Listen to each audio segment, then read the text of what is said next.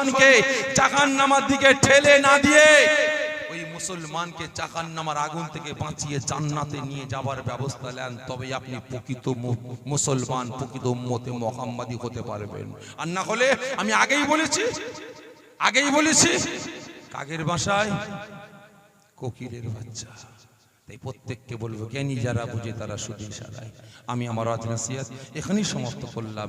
ওমা আলাইনা ইল্লাল বালাগ। যদি আমার কেউ কথা মনে ব্যথা পেয়ে থাকেন, ছোট ভাই হিসাবে, ছোট ছেলে হিসাবে, আল্লাহর রাস্তায় মাফ করবেন। সকলে ডাক গিয়ে আসেন, সর ডাক গিয়ে আসেন। সরজোর সর তাকবীর, নারে তাকবীর, নারে তাকবীর।